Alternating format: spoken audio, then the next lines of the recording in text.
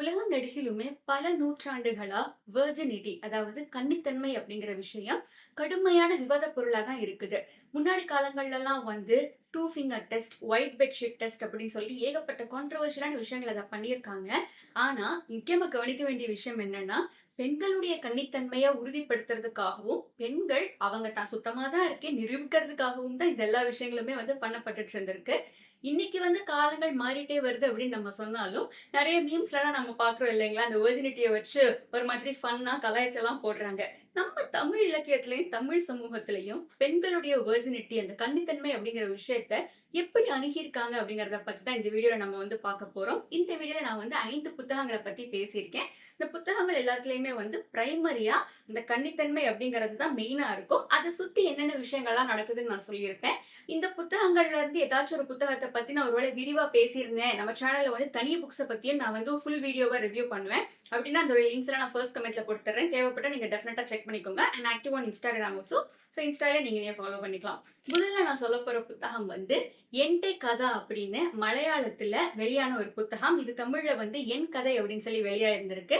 ஆங்கிலம் உட்பட உலகத்துல இருக்கிற பல்வேறு மொழிகள்ல இந்த புத்தகம் வந்து மொழிபெயர்க்கப்பட்டிருக்கு. இந்த புத்தகத்தை எழுதுனவங்க பேர் வந்து கமலா தாஸ். முழு பேர் வந்து கமலா சுரையா தாஸ். இவங்க வந்து மாதவி குட்டி அப்படிங்கிற பேர்ல கவிதைகளும் வந்து எழுதியிருப்பாங்க. இவங்க புத்தகம் நெடுகிலுமே வந்துட்டு இவங்க விமென் பாடி, விமெனோட டிசையர்ஸ், அவங்களுடைய செக்ஷுவல் நீட்ஸ் எல்லாம் எப்படி இருக்கு அப்படிங்கறது தான் முழுக்க முழுக்க அட்ரஸ் பண்ணியிருப்பாங்க. இது வந்து ஒரு கான்ட்ரோவர்சியலான ஒரு புத்தகமும் கூட. வெளிவந்த காலகட்டத்துல இந்த புத்தகத்துக்கு வந்து பயங்கரமான எதிர்ப்புகள்லாம் வந்து கிளம்பி இருந்தது. இதுல மெயினா இந்த வெர்ஜினிட்டியை பத்தி என்ன அட்ரஸ் பண்ணியிருப்பாங்கன்னா, அவங்களுடைய வெட்டிங் நைட்டை பத்தி அவங்க எழுதியிருப்பாங்க. என்னுடைய வெட்டிங் நைட் வந்து இத்தனை நாளா வந்து நான் ஒரு விஷயத்த வந்து பொத்தி பாதுகாத்து வச்சிருந்தேன். அந்த வெர்ஜினிட்டியை தான் அவங்க சொல்றாங்க. அப்படி வச்சிருந்தேன் நானு. ஆனா இதுக்காகத்தான் நான் அவங்களுடைய வெட்டிங் நைட் வந்து அவங்களுக்கு பிடிச்ச மாதிரி நடந்திருக்காது. ஒரு மாதிரி ரொம்பவே வயலன்ட்டா தான் இருந்திருக்கும். லிட்டரலா இந்த மேரிட்டல் ரேப் அப்படின்னு சொல்லிட்டு ஒரு டெர்ம் சொல்லுவாங்க இல்லைங்களா? கிட்டத்தட்ட அந்த மாதிரி தான் வந்து இருந்திருக்கும். அவங்க அத பத்தி எழுதுறப்ப சொல்லியிருப்பாங்க. இத்தன காலகட்டமா வந்து இத பொத்தி வை, பாதுகாத்து வைன்னு சொன்னதெல்லாம் இந்த ஒரு மோசமான அனுபவத்துக்காகத்தானா? அப்படின்னு எழுதி, அவங்க குடும்பத்துல இருக்கிற எந்த பெண்ணுமே வந்து இந்த செக்ஸ் அந்த மாதிரி விஷயங்கள பத்திலாம் வெளிய பேசினதே கிடையாது. ஏன்னா அவங்கள பொறுத்தவரைக்கும் அது வந்து ஒரு மிகப்பெரிய ஃபோபியா. அது ஒரு பயம். இந்த புத்தகத்துல வந்து இந்த வெர்ஜினிட்டி அப்படிங்கிற விஷயத்த பத்தி பேசுறத தாண்டி இன்னொரு அழகான விஷயம் பேசியிருப்பாங்க. இப்ப நமக்கு ஒருத்தவங்கள வந்து புடிக்குது அப்படின்னு நம்ம வச்சுப்போமே. அப்படின்னா நமக்கு அவங்க பண்ற எல்லாமே வந்து அழகா தெரியும் அப்படின்னு சொல்லுவாங்கல்ல. இப்ப எல்லார் கண்ணுக்குமே எல்லாருமே வந்து அழகா தெரிய மாட்டாங்க. நமக்கு வந்து வாவ் அப்படின்னு தெரியறவங்க இன்னொருத்தருக்கு வந்து ஐயைய அப்படிங்கிற மாதிரி இருப்பாங்க. சோ அது வந்து அந்த வெளிப்புற அழகு அப்படிங்கிறது பார்வைகளை பொறுத்து மாறிட்டே தான் இருக்கும். ஆனா நமக்கு ஒருத்தவங்கள புடிச்சதுக்கு அப்புறம் அவங்க என்ன பண்ணாலும் நமக்கு பிடிக்கும் அப்படின்ற ஒரு விஷயம் இருக்கும்ல. ஒரு ரேண்டமா ஒரு சின்ன விஷயமா இருக்கட்டும், இல்ல அவங்களுடைய பாடி ஃபங்ஷன்ஸா இருக்கட்டும். எல்லாத்தையும் பார்க்குறப்ப ச்சே! எவ்ளோ அழகு. சோ அந்த ஒரு இன்டிமசிய வந்து இந்த புத்தகத்துல வந்து அவங்க ரொம்ப அழகா எழுதியிருப்பாங்க. சின்ன சின்ன கவிதைகளா இருக்கும். சில சாப்டர்ஸ் உடைய தொடக்கங்கள்ல. அதெல்லாம் வந்து படிக்கிறப்ப அவ்ளோ நல்லா இருக்கும்.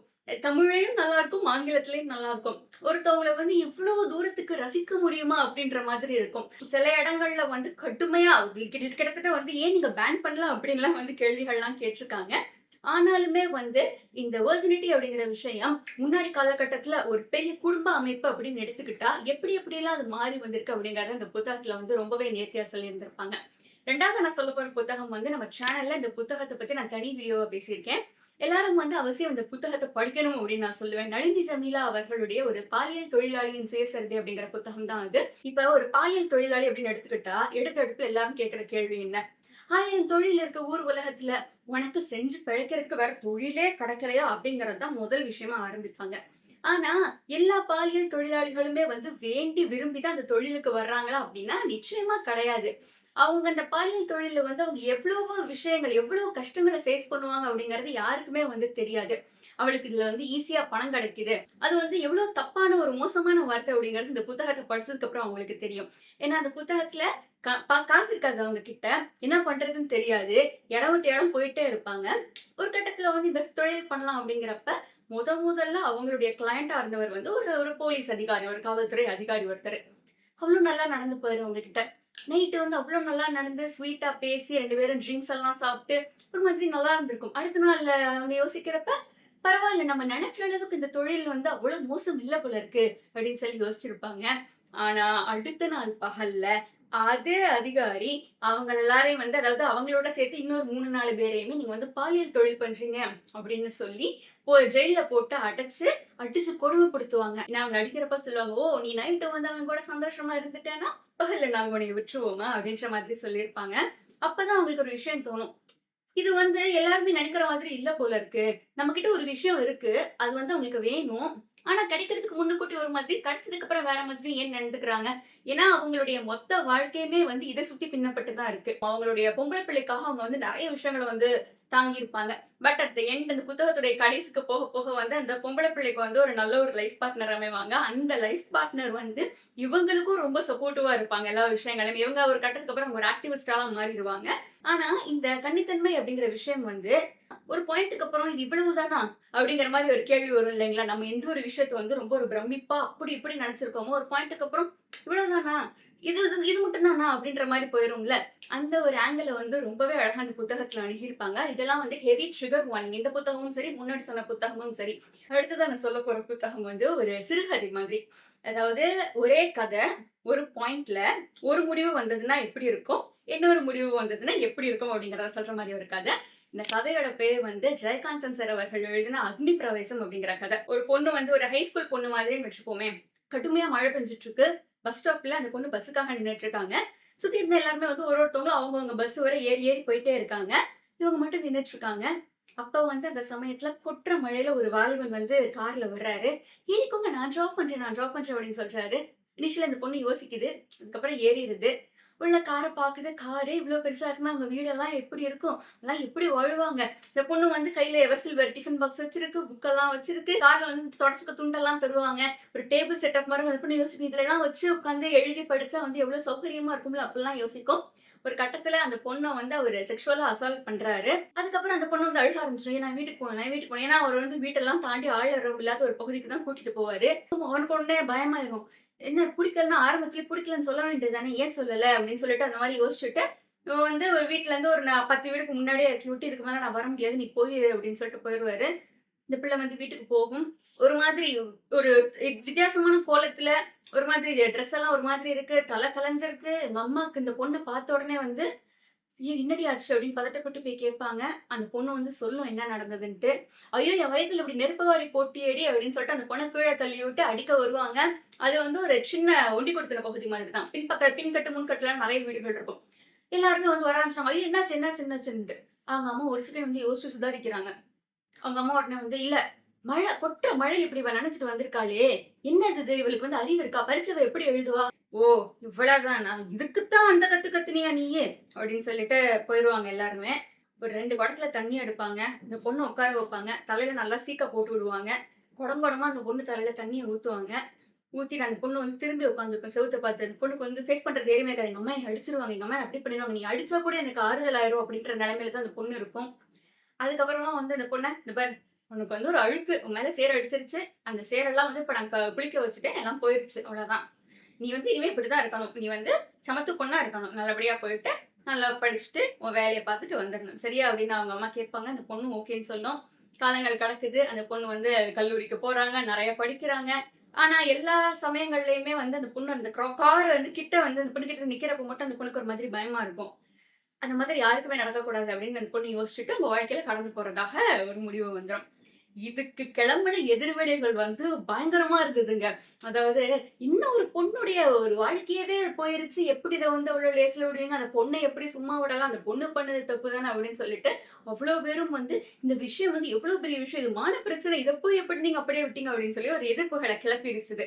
சரி, உங்களுக்கு எதிர்ப்புகள் தானே கிளப்புச்சு. இப்ப நான் ஒரு ட்விஸ்ட் வைக்கிறேன் அப்படின்னு சொல்லிட்டு, நம்ம ஜெயகாந்தன் ஐயா அவர்களே வந்துட்டு இதுக்கு அதாவது அந்த பொண்ணுக்கு வந்து இப்படி ஒரு சம்பவம் நடந்துருது இல்லைங்களா? அவங்க அம்மா இந்த புத்தகத்துல இந்த கதையில வந்துட்டு, "இல்லடி எதுவும் நடக்கல" அப்படின்ற மாரி போயிடுறாங்க. அவங்க அம்மா கத்தி ஊர கூட்டுனாங்க இல்லைங்களா? அப்ப வந்து "என் பொண்ணுக்கு இப்படி நடந்துருச்சு" அப்படின்னு சொன்ன உடனே சொசைட்டி எப்படி ரியாக்ட் பண்ணுது அப்படிங்கிறது தான் சில நேரங்களில் சில மனிதர்கள் அப்படிங்கிற கதை. அது வந்து படமாவும் வந்து வெளிவந்திருக்கு. ஊர் கூடி சிரிக்குது. எல்லாரும் இந்த பொண்ண பார்த்து காரி துப்புறாங்க. இந்த பொண்ணுக்கு இது இல்ல, அது இல்லன்னு சொல்றாங்க. இந்த பொண்ணு வந்து ஒரு கட்டத்துல வந்து இவங்களுடைய கார்டியன் ஒருத்தவங்களுடைய வீட்ல போய் தங்கி படிக்க போறேன் அப்படின்னு சொல்லிட்டு போயிருது அந்த பொண்ணு. அவங்க அனுப்பி வச்சுடுறாங்க. ஏன்னா இதுக்கு மேல ஊருக்குள்ள இருக்க முடியாதுன்னு சொல்லிட்டு. அங்க இந்த பொண்ணு நெறைய செக்சுவல் அட்வான்ஸஸ் எல்லாம் ஃபேஸ் பண்ணுது. ரொம்ப கஷ்டப்படுது அங்க இந்த பொண்ணு. மனதளவுல வந்து ரொம்ப பாதிக்கப்பட்டுர்றாங்க. ஏன் எனக்கு இப்படி நடக்குது அப்படின்னு சொல்லி யோசிக்கிறாங்க. இவங்கள அசால்ட் பண்ணவரை இவங்க நேர்ல பாக்குறாங்க. அதுக்கப்புறமா அவருக்கு விவரம் தெரிய வர அவருக்கு அசால்ட்டா? இது அசால்ட்டே கிடையாது. செக்ஷுவல் அசால்ட்டே கிடையாது. இது கன்சென்சுவல். புடிச்சு நடந்ததுன்னு தான் நான் நினைச்சேன். இது என்ன அசால்ட்ங்கிறீங்க அப்படின்னு சொல்லிட்டு அவருக்கு வந்து அப்பத்தான் தோணும். ஐயோ! ஏதோ நடந்துருச்சு போல இருக்கு. நம்ம நம்ம அத்துமீறிட்டோன்றது அவருக்கு அப்பத்தான் உரைக்கும். அந்த சமயத்துல அவருக்கு வந்து ஒரு 10 பருவ மகள் வேற இருப்பாங்க. என்ன நடக்குது அப்படிங்கிறது தான் கதையுடைய எண்டிங். என்னதான் வந்து நெறைய பேர் இத கான்ட்ரோவர்சி அப்படின்னு சொன்னாலும், நெறைய பேர் அந்த முதல் கதை இருக்கு இல்லைங்களா? அத ஏத்துக்கிட்டவங்க ஜாஸ்தி. தப்பு நடந்துருச்சு. அந்த பொண்ணு முன்னேறி போறது தான் நல்லது அப்படின்னு சொன்னவங்க தான் ஜாஸ்தி. பட் ஆன் தி ஹோல் 2மே வந்து மக்களுக்கு எல்லாருக்குமே பிடிச்சது அப்படிங்கிறது தான் உண்மை. அடுத்ததா நான் சொல்லப் போற புத்தகம் வந்து ஒரு கான்ட்ரோவர்சியலான புத்தகம். "ஒய் மென் ரேப்" அப்படின்னு தாரா கோஷல் அவர்கள் எழுதின ஒரு புத்தகம். இந்த புத்தகம் வந்து லிட்ரலி அதாவது சொல்லுவாங்க இல்லைங்களா? இப்ப ஏதாவது ஒரு அசால்ட் நடந்துருச்சு அப்படின்னா, ஒரு ரேப் நடந்துருச்சு அப்படின்னா, அங்க நியூஸ் பேப்பர்ல போடுவாங்கல்ல. இன்னார் வந்து இப்படி ரேப் பண்ணிட்டாரு. அவர் வந்து இன்ன இடத்துல அவங்க அப்பா, அம்மாவோட இருக்காரு. அவருக்கு வந்து ஒரு தங்கை உண்டு, ஒரு அக்கா உண்டு. அதெல்லாம் எழுதுவாங்க இல்லைங்களா? ஏன் இன்னும் சில இடங்கள்ல அவருக்கு மனைவி, மக்கள்லாம் வேற உண்டு. இப்போ அதுலலாம் நெறைய பேர் சொல்லுவாங்க. எல்லாருக்குமே வந்து குடும்பங்கள் இருக்கு. யார் இப்படிலாம் பண்ண போறா அப்படின்னு சொல்லிட்டு ஒரு ஒரு சாரார் வந்து சப்போர்ட் பண்ணுவாங்க இல்லைங்களா? அப்படி சரி இப்ப வந்து அவங்கலாம் ஏன் அப்படி பண்றாங்க அப்படின்னு சொல்லி ஒரு உளவியல் காரணம் தேடணும்ல. அந்த உளவியல் காரணத்த தேடி 9 ரேபிஸ்ட்ஸ வந்து பெர்சனலா போய் இன்டர்வியூ பண்ணி, அவங்களுடைய குடும்ப சூழ்நிலை எப்படி இருந்தது? அவங்களுடைய நிலைமை எப்படி இருந்தது? அப்படிங்கிறத பேசுறது தான் இந்த புத்தகம். இவங்க ஏன் அத பண்ணாங்க அப்படின்ட்டு. இந்த புத்தகத்துடைய மெயின் பாயிண்ட்டே வந்து அந்த வெர்ஜினிட்டி அப்படிங்கிறது தான். அதாவது அவங்க கிட்டலாம் போய் கேட்கிறப்ப, "சரி ஏன் நீங்க இப்படி பண்ணீங்க?" Virginity is equal to honour அங்கெல்லாம். இப்ப வந்து அந்த குடும்பத்த புடிக்கல அப்படின்னா, அந்த குடும்பத்துல இருக்கிற ஒரு பெண்ண கூப்பிட்டு கெடுத்துட்டா முடிஞ்சிருச்சு. அந்த குடும்பத்தோடைய அந்த மான மரியாதை எல்லாமே வந்து அந்த பொண்ணோட ஒழுக்கத்துல தான் இருக்கு. இப்ப அந்த பொண்ணோட ஒழுக்கமே கேள்விக்குறியாயிருச்சு. ஸோ அந்த குடும்பம் முடிஞ்சிருச்சு. அவ்வளவுதான். அந்த குடும்பத்த ஆண்களோட பிரச்சனை இருந்தாலும் போயி பெண்கள தான் அசால்ட் பண்ணுவாங்க அவங்க. ஒண்ணு சொல்லுவாங்கல்ல, இப்ப வந்து ஒருத்தர் வந்து யாரோ ஒரு பொண்ண அசால்ட் பண்ணிட்டாரு, ரேப் பண்ணிட்டாங்க அப்படின்னா, சொல்லுவாங்கல்ல கமெண்ட் செக்ஷன்ல, "இவன விட்டுருங்க. இவன் குடும்பத்து பெண்கள போய் அப்படி பண்ணுங்க" அப்படின்னு சொல்லி கமெண்ட் போட்டிருப்பாங்க. அதுக்கு ஃபயர்லாம் நெறைய பேர் விடுவாங்கல்ல. அந்த மாதிரி தான். "ஆண்கள விட்டுருங்க. பெண்கள தண்டிங்க" அப்படின்னு சொல்லிட்டு. ஏன்னா அதுதான் வந்து அவங்கள பொறுத்தவரைக்கும் ஹானர். அவங்களால நோ அப்படிங்கிற விஷயத்த எடுத்துக்கவே முடியல அப்படிங்கிறதையும் சொல்லியிருப்பாங்க. எல்லாருக்குமே காமனா. இந்த 9 பேர்ல வந்து அந்த கேங் ரேப் பண்ணவங்கலாம் வேற இருப்பாங்க. அதுல அந்த கும்பல சேர்ந்தவங்கலாம் வேற இதுல இருப்பாங்க. நோவா? அதெல்லாம் நாங்க எடுத்துக்கிட்டது அதெல்லாம் கிடையாதே. பெண்கள்னா அவங்க நோன்னு தான் சொல்லுவாங்க. அது வந்து நோனா எஸ்ன்னு தான் அர்த்தம் அப்படின்லாம் சொல்லி வேற ஒருத்தவங்க பேசியிருப்பாங்க. ஸோ இன் ஷார்ட் வெர்ஜினிட்டி அப்படிங்கிறது தான் விமன கண்ட்ரோல் பண்றதுக்கான ஒரு டூல். பட் விமன் மட்டும் தான் கண்ட்ரோல் பண்ணப்பட முடியும். அவங்களுடைய ஃபேமிலிஸ டெஸ்ட்ராய் பண்ணிற முடியும் அப்படிங்கிறது அதோட மெயின் ஐடியாலஜி. ஃபைனலா நான் சொல்லப் போற புத்தகம் வந்து தமிழ்ல ரொம்ப ஃபேமஸான ஒரு விமன் ரைட்டர் அம்பை மேம் அவர்கள். அதாவது சி.எஸ். லட்சுமி அப்படிங்கிறது அவங்களுடைய இயற்பெயர். அம்பை மேம் அவர்கள் எழுதின "அம்மா ஒரு கொலை செய்தாள்" அப்படிங்கிற ஒரு சிறுகதை. ஒரு பொண்ணு வந்து வயசுக்கு வந்துரும். அவங்க அம்மா கிட்ட சொல்லணும். ஐயோ! அம்மாட்ட சொல்லணும் நானு. ஏன்னா அந்த டயத்துல அவங்க அம்மா வீட்ல இருக்க மாட்டாங்க. அம்மாட்ட நான் எப்படியாவது சொல்லணும்னு சுத்தி இருக்கிறவங்கலாம் வந்து அந்த பொண்ண குளிப்பாட்டுவாங்க, அங்க உட்கார வைப்பாங்க, எல்லாம் பண்ணுவாங்க. அம்மாட்ட சொல்லணும். அம்மா கிட்ட எல்லாத்தையுமே சொல்லி பழகியிருக்கும் அந்த பொண்ணு. அம்மா வருவாங்க, அம்மா வந்து அப்படி செய்வாங்க, இப்படி செய்வாங்க. அந்த பொண்ணு முழுக்க முழுக்க கற்பனைகள்லயே அந்த பொண்ணு இருக்கும். அவங்க அம்மா வருவாங்க. அவங்க அம்மா எங்க போயிட்டு வந்திருப்பாங்கன்னா, ஒரு இடத்துல போயிட்டு பொண்ணு பார்க்குற ஒரு நிகழ்வுக்காக போயிருப்பாங்க. இவங்க வந்து பொண்ணு சைட்லருந்து போயிருப்பாங்க. வந்த மாப்பிள்ளை வந்து பொண்ணுடைய கலர் வந்து கொஞ்சம் கம்மியா இருக்கு அப்படின்னு சொல்லி ரிஜெக்ட் பண்ணிட்டு போயிருப்பாங்க. இவங்களோட பொண்ணு இப்ப வயசுக்கு வந்திருக்கீங்களா, இந்த பொண்ணு வந்து கொஞ்சம் கருப்பு. வீட்டுக்குள்ள வந்து பார்க்குறாங்க. இந்த பொண்ணு வந்து இப்படி வயசுக்கு வந்தது இப்படிலாம் பண்ணி வச்சிருக்காங்க அப்படிங்கிறத பார்க்குறாங்க. பார்த்துட்டு அவங்க அம்மா வந்து, "ஐயோ! இது வேறையா?" அப்படின்னு சொல்லிட்டு அவங்க அம்மா தல்ல கை வச்சு அந்த பிள்ளைய திட்டுறாங்க. அவ்வளோதான். அம்மா ஒரு கொலை செய்தல். அவ்வளோதான். அந்த பொண்ணோட அந்த பாப்பா வந்து நெறைய எதிர்பார்த்திருக்கும். அவங்க அப்படி வந்து இப்படி பேசுவாங்க, அப்படி பேசுவாங்க. எனக்கு ஏன் இதெல்லாம் நடக்குதுன்னே தெரியல. அப்படி இப்படி அந்த பொண்ணு மனசுல நெறைய யோசிச்சுட்டு, அவங்க அம்மா வந்து இப்படி சொன்ன உடனே, அவ்வளோதான். நமக்கு வந்து இந்த ஒரு விஷயத்துல வந்து அவங்க ஏதாவது சொல்லுவாங்க அப்படின்னு இந்த பொண்ணு ரொம்ப ஆசையா இருக்கிறப்ப, அவ்வளோதான். இது வேறயா? என் தலையில இதுவும் சேர்ந்து ஏறி உட்காந்துக்க போகுது. இப்ப இத நான் எப்படி கரையேத்த போறேன்னு தெரியல. இது இருக்கிற கலருக்கு இவனெல்லாம் இதெல்லாம் யார் கல்யாணம் பண்ணிக்குவா? இந்த ஒரு சின்ன விஷயமா தெரியலாம் இது வந்து. என்ன அங்க நடந்துருச்சுன்றதுக்காக இங்க நடக்குமா அப்படின்ட்டு. பட் அந்த அந்த காலத்துல இருக்கிற அந்த அம்மாவோட பெர்ஸ்பெக்டிவ்ல பார்க்கிறப்ப, அது பெருசு தான். ஏன்னா இந்த காலம் வரைக்குமே வந்து நெறைய பொண்ணு பெத்தவங்க வந்து இந்த ஒரு ப்ராப்ளம் ஃபேஸ் பண்ணிட்டு இருக்காங்க. இது வந்து நடக்கலைன்னு யாராலயுமே வந்து சொல்ல முடியாது. லைக் லிட்டரலி கொஞ்சம் கலர் கம்மியா இருந்தா வந்து நீங்க டவுரி ஜாஸ்தி குடுங்க. ஒரு 2 ஷேட் கலர் கம்மியா இருந்தா உங்க வீட்ட வந்து எங்க பேர்ல எழுதி வைங்கன்லாம் இந்த காலத்துல ஓப்பனாவே கேட்கிறவங்க இருக்காங்க. பெண்களா இருந்துட்டா எல்லாருடைய வாழ்க்கையிலுமே பயாலஜிக்கலா அந்த ஒரு ப்ராசஸ் நடக்க தான் போகுது. It's going to be sooner or later. இந்த காலகட்டத்துல வந்து ரொம்ப சின்ன வயசுலயே குழந்தைங்க இதாக ஆரம்பிச்சுடுறாங்க. ஒரு 8 இயர்ஸ், 9 இயர்ஸ் எல்லாம் லிட்டரலி வந்து குழந்தைங்க. ஏன்னா டீனேஜ் கூட வரல இல்லைங்களா?